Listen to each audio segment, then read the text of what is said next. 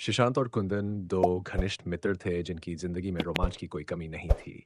शशांक एक होशियार वैज्ञानिक था, उदार, जबकि कुंदन का मन हमेशा नए नए सवालों और प्रयोगों में उलझा रहता था।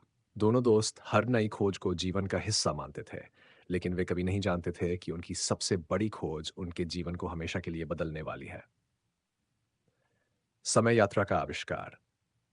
एक दिन शशांक अपने घर के तहखाने में एक अजीब सी मशीन पर काम कर रहा था। उसने कुंदन को बुलाया और कहा, दोस्त, मैंने कुछ ऐसा बना लिया है जो तुम्हारी सोच से परे है। कुंदन ने उत्सुकता से पूछा, क्या है वो? शशांक ने मुस्कुराते हुए मशीन की ओर इशारा किया। ये एक समय यात्रा की मशीन है, उसने गर्व से कहा। कुंदन ने हैरानी से देखा। ये मशीन एक बड़े घड़ी के जैसी दिखती थी, जिसमें कई बटन और घड़ियां लगी थी। क्या हम इससे सच में अतीत या भविष्य में जा सकते हैं? कुंदन ने अविश्वास से पूछा। शशांक ने सिर हिलाया। हाँ, लेकिन हमें इसे जांचना होगा। क्या तुम तैयार हो?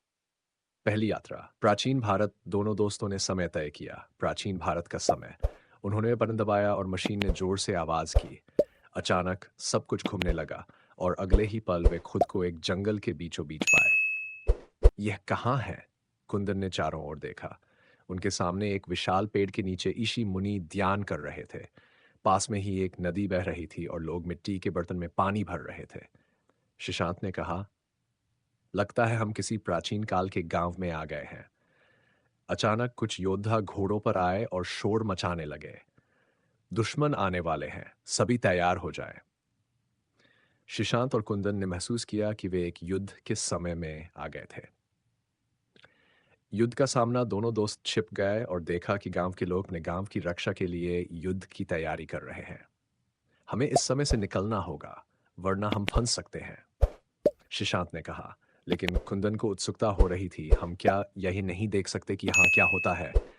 इससे पहले कि वे कुछ कर पाते, दुश्मन आ गए और भयंकर युद्ध शुरू हो गया। गांव के लोग बहादुरी से लड़ रहे थे, लेकिन दुश्मन की संख्या बहुत ज्यादा थी।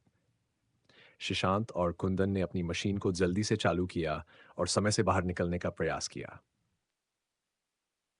अगली यात्रा में दोनों ने भविष्य में जाने का निर्णय लिया। वे देखना चाहते थे कि तकनीक कैसे बदल गई है। उन्होंने फिर से बटन दबाया और वे एक अजीब शहर में पहुंचे। यहाँ के लोग हवा में उड़ने वाली गाड़ियों में सवार थे और आसमान में चमकते गगनचुंबी इमारतें थीं। यह तो बिल्कुल अविश्वसनीय है, कुंदन ने कहा। यहाँ का जीवन कितना आसान लग रहा है। वे एक बड़े भवन में घुस गए जहां सब कुछ डिजिटल था। लोग बिना किसी प्रयास के बड़े बड़े काम कर रहे थे, लेकिन शशांक ने गौर किया कि इन लोगों में मानवीय भावनाओं की कमी थी।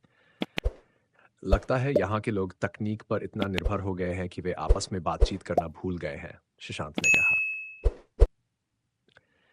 लेकिन जैसे ही वे समय पर लौटने की तैयारी कर रहे थे, मशीन में एक गड़बड़ी हो गई। क्या हुआ? कुंदन ने चिंतित होकर पूछा। शशांक ने देखा कि मशीन ओवरलोड हो गई है और उसे दोबारा चालू करने के लिए कुछ समय लगेगा। हम फंस गए हैं, शशांक ने कहा। उन्हें अब इस भविष्य की दुनिया में तब तक रहना था जब तक मशीन ठीक नहीं हो जाती। अगले कुछ दिन उन्होंने इस भविष्य की दुनिया में बिताए जहां उन्होंने देखा कि तकनीक ने कैसे जीवन को बदल दिया है। सीख और वापसी। अंततः शशांक ने मशीन को ठीक कर लिया और दोनों समय में वापस अपने वर्तमान में लौट आए। वे अपने सफर से थके हुए थे, लेकिन खुश भी थे क्योंकि उन्होंने कुछ ऐसा देखा और अनुभव किया था जो कोई और नहीं कर सकता था। कुंदन ने हंसते हुए कहा, यार, ये सबसे अद्भुत अनुभव था, लेकिन मुझे खुशी है कि हम अपने समय में वापस आ गए।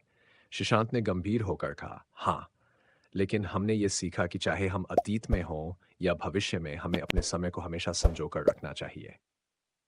दोनों दोस्तों ने तय किया कि वे अपनी इस अद्भुत खोज को अपने तक ही रखेंगे और भविष्य में फिर से इस तरह के रोमांच का अनुभव करेंगे।